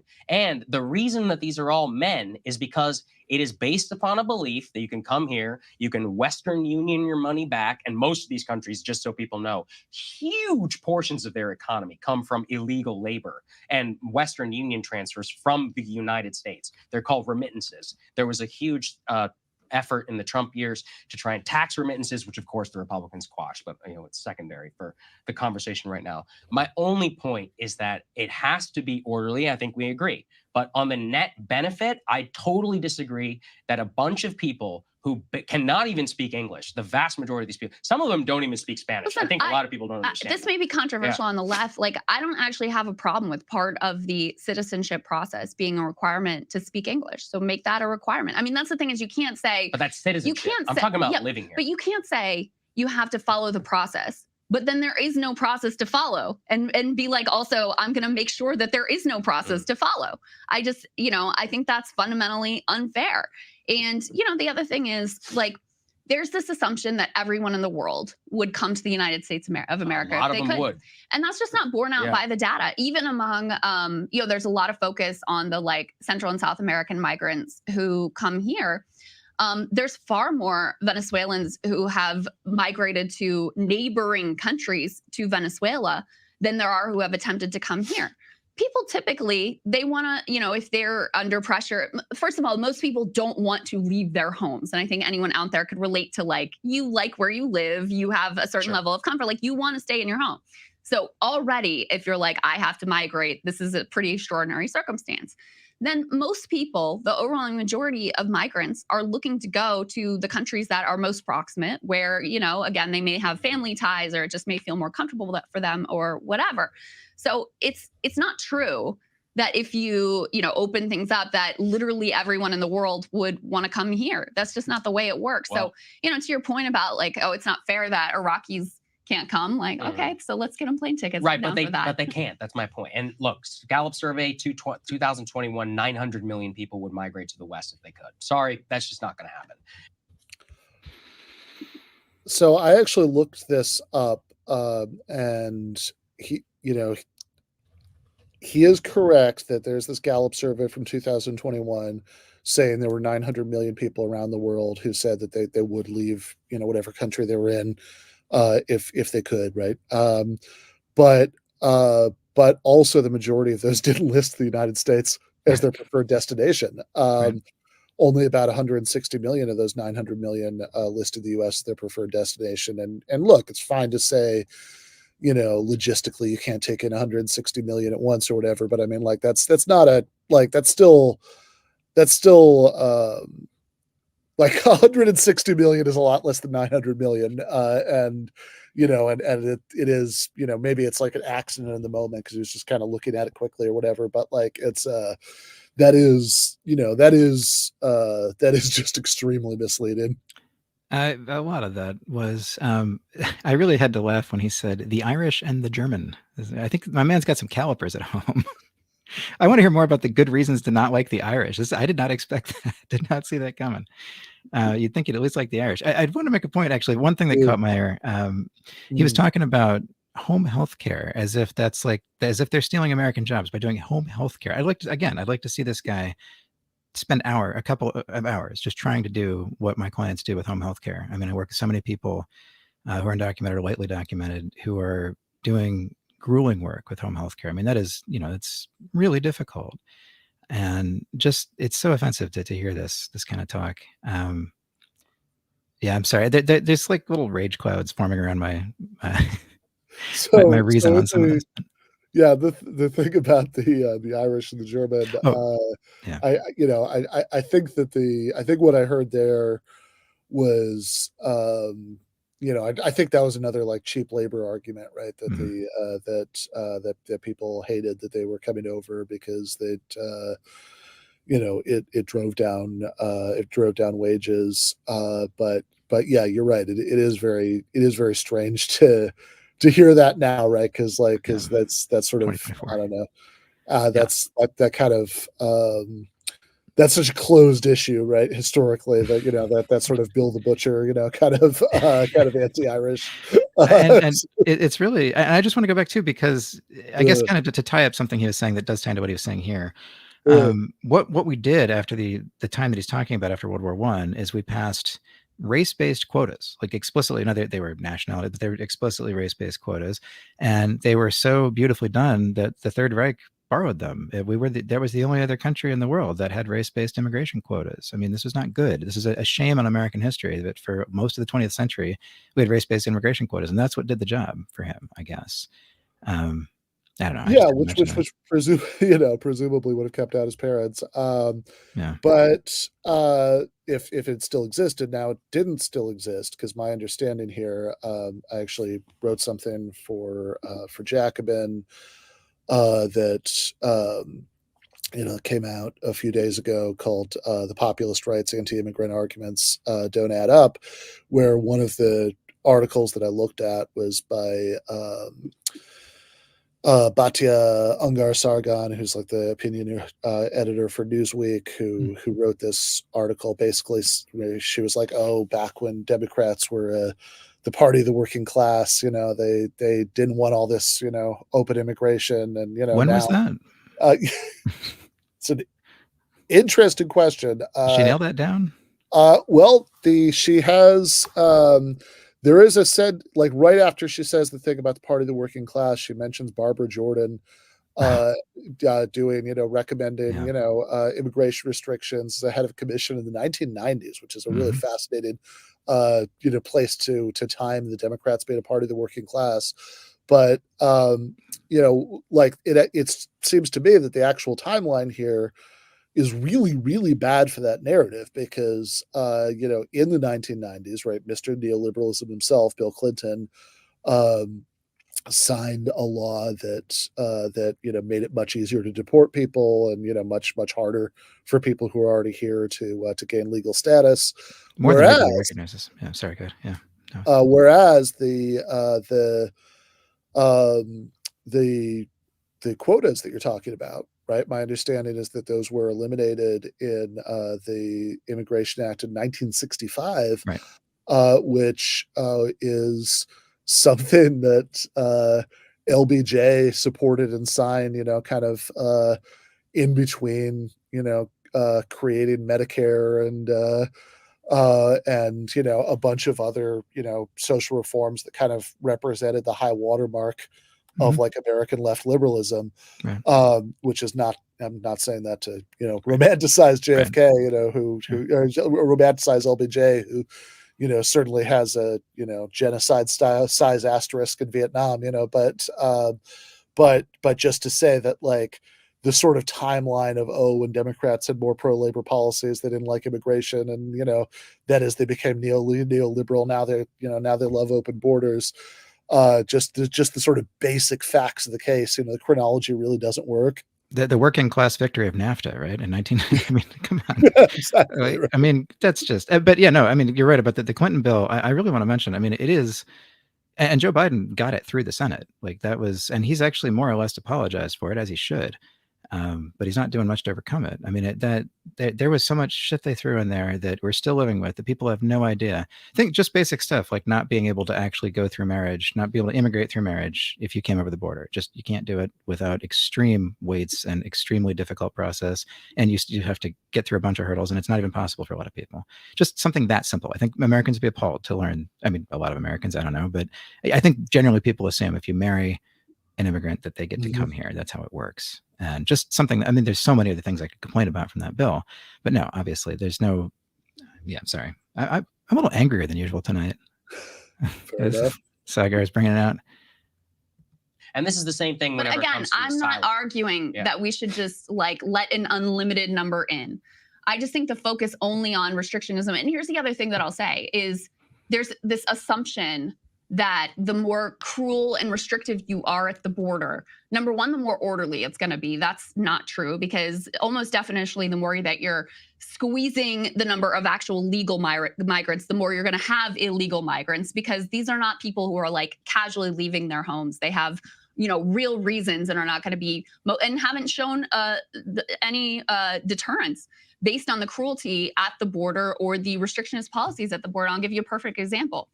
After Trump instituted the child separation policy with these dramatically cruel images, I mean, some of the most like cruel imagery you could possibly imagine coming out, the number of migrants actually went up. There has been no evidence that the more you crack down at the border, that it actually serves as a deterrent effect and people don't come. That simply has not worked out in history. So even if your goal is like, let's keep people away, the restrictionist direction isn't effective for that. The counter to that is that the reason they started coming back is because Trump caved and he actually went away from family separation. And he basically reverted back to the original policy. The one reason, the one time it worked was during the pandemic when we didn't allow people to cross illegally, period. And you have to stay in Mexico, which I support that policy. If you that didn't mean that people weren't coming. It just meant that they were being dealt with at a different point. Yeah, and that's great. And the Remain in Mexico policy I have some issues with, but the general principle of we should have structures and bureaucracy in place so that the whole of the issue isn't being dealt with at the border, I do think actually makes sense. Yeah, I agree. There's actually was a Trump policy at the time, which Biden did away with, which encouraged people to apply for asylum in their home country at the U.S. Embassy if they wanted to. Unfortunately, that policy was done away with, which I don't support. There was also a Biden policy that would use this CBP One app or something like that, that would allow people to apply in their home countries, which also was incredibly effective, and which Republicans have, one of the things that they're citing as a problem here is that it would enable that program to continue. I am not saying the Republicans have been perfect on this issue. In fact, they've been complicit and in many cases have abetted this because it's good for big business. In terms of the wage theory. So that's what I would say. I am not a Republican stand here. I'm purely representing the interests, I guess, of Mr. Saagar and Enjeti. From I think philosophical difference is that I think mass illegal migration is bad. I think mass migration net is also bad for the United States. Foreign-born population is far too high. We need a long period of assimilation and of a strong social safety net policy. And I firmly believe that overall, that this type of unmitigated control and all that actually does a great disservice to people like my family and others who came to the country legally, and it is an unfair policy. You had the ability to. Yeah. And your family had the money to. That's right. And yes. that's not unfair. How is that fair? How is that fair that because you had the resources to do it and you happen to be from a country where there was a possibility of getting in, that you're able to? Well, first of all, nobody owes anybody. So in terms of policy, it makes sense that you probably want people who are higher skilled, who already speak English, and who are well educated, so they can more firmly and easily fit into the overall economy. See, I don't really That's number accept one. that. Well, but that's a difference. And then I don't think anybody has a right to come here. So and in fact, my net is that nobody has a right to come here. Here's what I would say. Yeah. I do think mass illegal migration is a problem. Yes. Not knowing who's coming in, having chaos at the border, having people who are being paid under the table, and who could, because they're working in the shadows, that can depress wages, no doubt. That is for sure an issue. Having a significant level of legal migration where people have a path where you can put the requirement, okay, they have to speak English or whatever. I think that is net and throughout history has shown to be net beneficial to America. I think it's a core part of why America has been as, economically successful and as vibrant and thriving and innovative as it has been throughout history. So I just, and there isn't evidence that legal immigrants negatively impact wages for anyone, as I said before. So as a population, they tend to be overall more law-abiding. That's what the numbers show. Tend to be some of the hardest working people in the entire country. And actually, oftentimes tend to have a lot of conservative values that Republicans are excited to, crow about and try to win over when it's convenient for them politically. No question. You're right. I think immigration has obviously been a net positive to America. Wouldn't be here without it. Yeah. Throughout the past. But I would also, again, I would say that periods of great migration were also followed by periods of great shutdowns. And I think there was deep wisdom in that because it allowed for assimilation. It allowed for the benefit of that industrialization before we had overall changes to our laws, the Immigration and Naturalization Act of 1965, which by and large has not changed and I think dramatically should change. We currently have a chain migration-based system where if you happen to have a relative here, it's easier to migrate, which is nuts because it also be merit-based, which is what I support. I don't think that's nuts. I think it makes sense that if you have, that's the this difference. is again like a tradition in America is if, people who are in your family come and then they sort of set up and then you have a support system that Just you because can it come and exists tie doesn't into. mean it's good. But I think to me, it makes some sense. Sure. I mean, look, it has its proponents. That's why it's been the law of the land for the last 50 years. What I would say is I think we should move like Australia, Canada, and many other Western developed countries to a dramatically merit-based immigration system with a point-based in terms of the criteria we've talked about, being able to speak English, et cetera. But that belies the fact that it's not going to be fair. It's not fair because immigration shouldn't be fair. Not everybody should have an equal right to immigrate or go anywhere. And I don't have an equal right to set foot in any country. Whenever I go through passport control, any country in the world can deny me if they want to. I don't have a problem with that. Saagar, the When I go to reality, Poland or whatever. The reality is because we are relatively well off and American, we pretty much can go wherever we want. Mostly, we yes. pretty much can go whatever we want. So what you're advocating for is a policy where basically like rich people can come and poor people can't. And I, even outside of the fairness, I don't actually think that is the ideal migration system because again, I think it's classist. I think it ignores the skills and the abilities that, people who happen to have been born in the wrong country and to the wrong set of parents that they can bring to the table. And I think that's demonstrated by the strength of America through migration throughout our history. My care for the poor and the lower class extends to the borders of the United States. For everybody beyond that, I hope for the best for you, but it's not my problem. And that can sound harsh if you want, but I've seen enough of the world to know that there is so much suffering that is out there that there's absolutely nothing I can do about it. My parents are from India. I feel no obligation to street urchins in India. I think that's the Indian government's problem. I think it's really sad. I've seen a lot of them, in horrible sanitary conditions, but I believe that the number is so vast and so grand that there's a certain hubris to the extent that we can think that we can extend those rights and benefits to everybody. And that's where you and I are just fundamentally different because the fact that we can't solve every problem for every person in the world does not harden my heart to being able to do what we can within the bounds of things that, again, are actually good for our country and have been shown to be good for our country over time. And the last thing I'll just go back to, it doesn't make any sense to me that when New Yorkers are fleeing to Texas, oh my God, this is terrible for New York. But when migrants who, again, over time, law-abiding, more law-abiding than the native-born population, hardworking, have gone through hell in order to get here, are going to probably be way more patriotic than your average American. But when they come, suddenly it's a disaster and it's terrible for the state. It just doesn't make sense to me. Well, public opinion doesn't agree with you. I can at least say that. I don't know about that. I think there are a lot of Americans who are very committed to the basic concept of America as a nation of immigrants who, this is, again, Biden ran on this last time around and he won the presidency. And I think it's foolish for him to completely abandon the more inclusive messaging, not, any sort of radical open borders thing, but to the more inclusive messaging, values-based messaging that helped him win the White House. I think it's a dramatic political mistake. We'll see. We've been going for an hour, I believe. So if people want to leave a comment and let us know, I hope that it was worth the time. I think it was valuable. I think people. Sure is fun to say things on YouTube. He just made some shit up. But also, I wonder if he understands that. Maybe he knows, maybe he doesn't, maybe he doesn't care. I don't know. But when his parents came here, there was no wait for a professional visa, and now for Indians, there is at least 10, 15 or more. And does this information matter to him? I don't know. Yeah, well, let's get into some of the stuff that they say is getting wrong here. I mean, one thing that jumped out at me at the end is that I'm sure you can identify a lot more about, like, is that he did the thing that people with his position tend to do, which is they sort of very confidently say that they're speaking for the majority of people, and that this is like the American people, by and large, are with them, but I mean, it might depend on how exactly you slice up the issues, but I know I've seen polls where there are like strong majorities of people who support some kind of pathway to citizenship, for people who are already here. So 6 to 7 to 10 out of people, 6 or 7 out of 10 people usually do. Yeah. So I mean, that part seems wrong. What else struck you?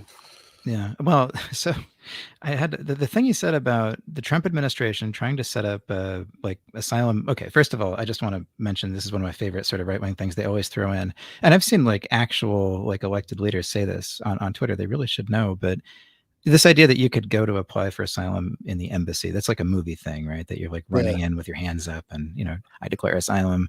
You can't do that. That's not a thing. But also, he was saying that Trump was trying to set something up so that you could apply for asylum in your home country, and that's just not true. That was actually a Biden initiative to create like brick and mortar asylum centers for people, and again, an orderly way to kind of keep people from. But it wasn't really I think it's a non-starter because by definition, you're going to hang around in your home country for a year and wait to see if I mean, it's the house is on fire. You don't wait inside for the fire department for the while the house is on fire. But I mean, I don't know where he's getting that, because I don't think the Trump administration ever proposed doing anything like that. I know that was a Biden initiative. I don't think it's ever gone anywhere. There are a few other things too. I'm sure I'd remember if we go through it, but I don't know, so much of it. Yeah, I mean, this is so the brick and mortar asylum centers, that's Biden. Remain in Mexico Right. is Trump, and and so it is maybe worth spending just a minute on like what the problems with these ideas are. I mean, I think the one that you just said is maybe like the biggest one, that if you like, it sort of assumes that you don't have a valid asylum claim, because if you do, right, like if you're actually in fear for your life, then it's like, all right, fill out the form that says that that you're afraid for your life if you stay where you are, and then in a few months we'll get back to you. Right? Well, let alone if you're afraid of the government, right? You're going to walk into the asylum center. I mean, it's like you're going to have like a centralized place where people go to report that they're afraid of their own government in their country. I mean, that's just, I don't know. I can see why this didn't go anywhere, but no, yeah. So, but remain in Mexico obviously was an awful policy, and I saw the consequences of it in Mexico.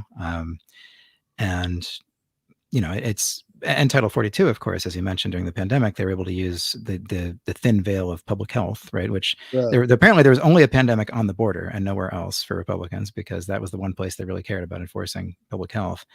And they kept, and they got mad at Biden for ending Title 42. When he did, obviously, well after all the other pandemic restrictions were gone, but that was it, right? But again, Title 42, and it had to happen. I mean, and now what they're talking about in that border bill was basically a version of Title 42 that would kick in after 5,000 entries, I think it was. It'd be like the state of emergency kind of thing, which means, of course, inevitably perpetual state of emergency. There's no question about that. But yeah, no, I mean, just I don't know. Sorry. Yeah. So there. Right. So at the end, you were talking about the border bill that just stalled out, where you have,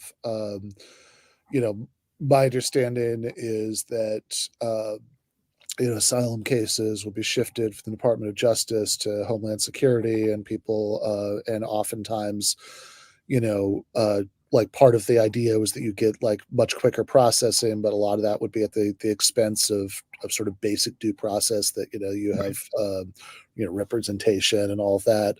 And then once you hit this arbitrary threshold of 5,000 encounters a day at the border, then even that level of due process is gone. It would said, nope, don't care how good a claim you have, right? You know, where you like, you know, you can't even come in and make it. That's illegal under international law if anybody cares, but you know. Right. So yeah, you said something in passing just now about the consequences that you saw in the work that you do of remaining in Mexico. So I mean, do you want to unpack that a little bit? I've been down to Tijuana a few times. I mean, again, I'm not going to claim I was doing a lot of work there. I went down for a few days at a time, but just to support El Ultra Lotto, which everyone should support, obviously, down there, if you possibly can donate or volunteer with them. And, you know, we see, and that was during the metering process when people are being forced to wait and wait and wait during that time. And I saw sort of the preview of what it was going to be. And I heard much more, of course, about what it was like. I hadn't been down there during that time, but you know, you've got people that are being exploited and terrorized, you know, because migrants are very, very susceptible to everything, right? They stand out in these places, and organized crime comes for them. All kinds of people target them for all kinds of reasons, kidnappings, murders, way up. And it's not, most people give up for the most part if they have to wait in Mexico for a year or two. They're going to turn around, go somewhere else, maybe settle down in Mexico, do something else. But it was supposed to obviate the asylum system, and that's what it did. And you know, Biden ended it. The Supreme Court allowed him to do it finally. But this basically this reheated Title 42 thing would keep people out in the same kind of way. But yeah, I don't know. And we're going to get some version of Remain in Mexico back at the earliest opportunity, the next administration that wants to do it. I think that's going to be popular, and I think it's going to become permanent law soon enough. Yeah. I mean, it's, you know, I think one of the points that Krystal was making toward the end is that, you know, the way this works in practice, you know, the U.S. being a rich country, et cetera, like by and large, you know, we could go where we want, right? Which is certainly my experience. I have,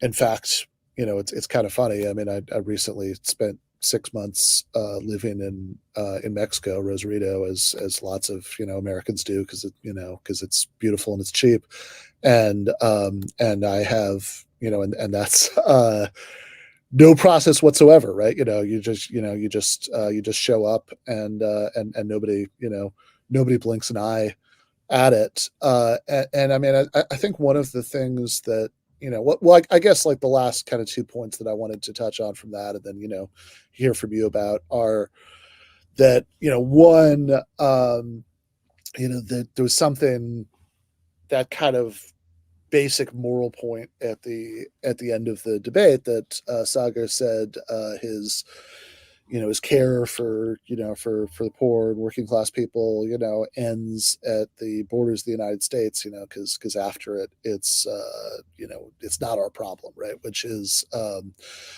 you know, which I you know, which I find you know, like, depending on how seriously you're taking that, right? Like how literally that's meant, right? Like, I'd love to hear more about how much he cares about the poor inside the United States. I didn't.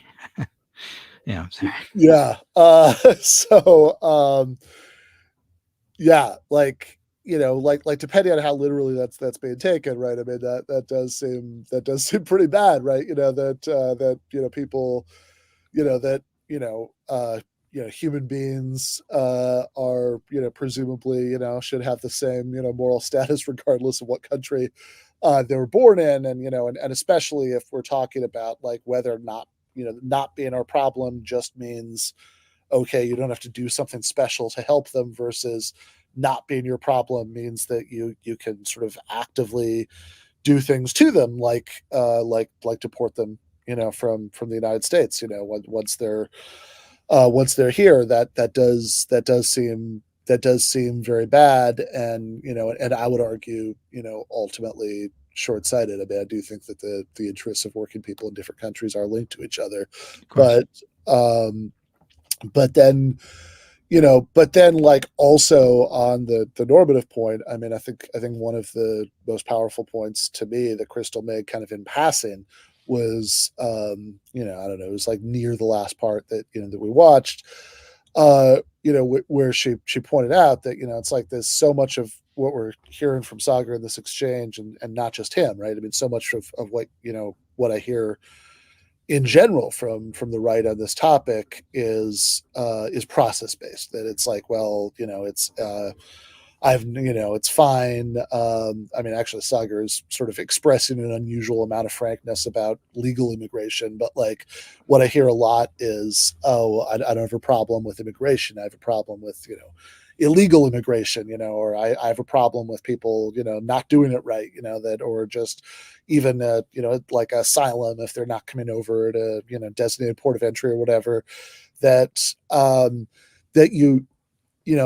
pointed out at one point and all of that, it's like, okay, but you can't sort of make these process-based complaints that your objection to people is they're not using the right process, but also not have a process that they could use, and also go out of your way to make sure that there's no process that they could use. I mean, that there's like at a certain point that combination is untenable.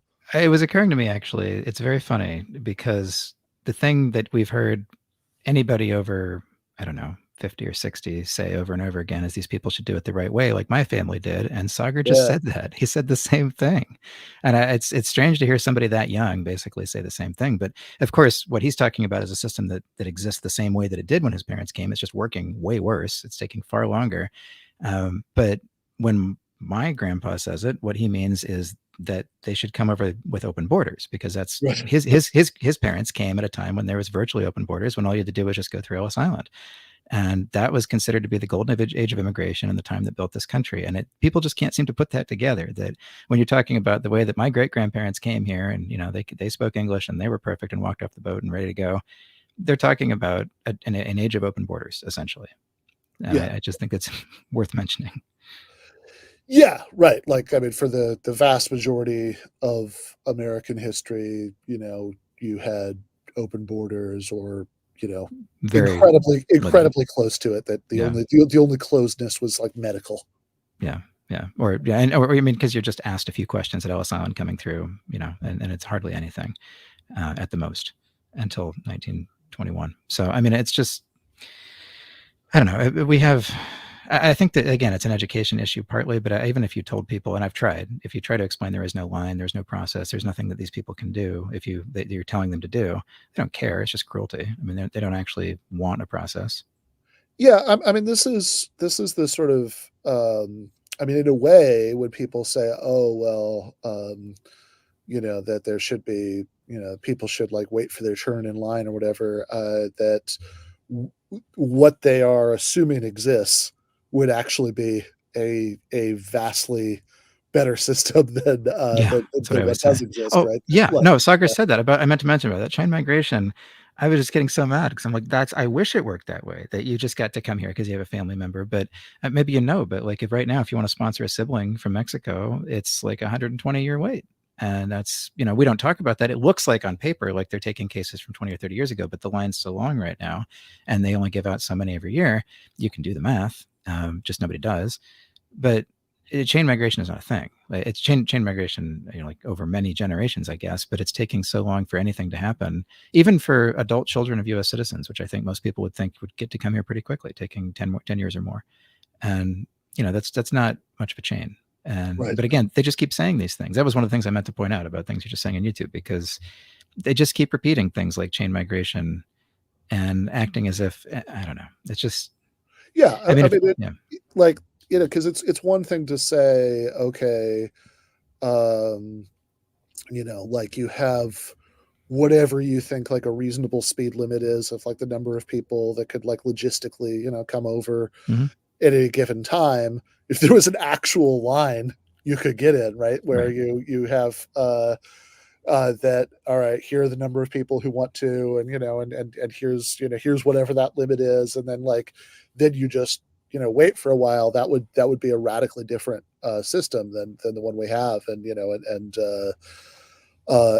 one that I mean, I'm sure I'm sure most of the people who make these complaints would like really object to if it were. But that's what the race-based quotas were too. I mean, they were nationally, and a lot of people when they say come the way that my parents did, they mean wait in the very long line for Italians, right, or whatever. But I don't. Maybe I'm sure they would be happy to have race-based quotas back, but that's not where we should be going. Yeah.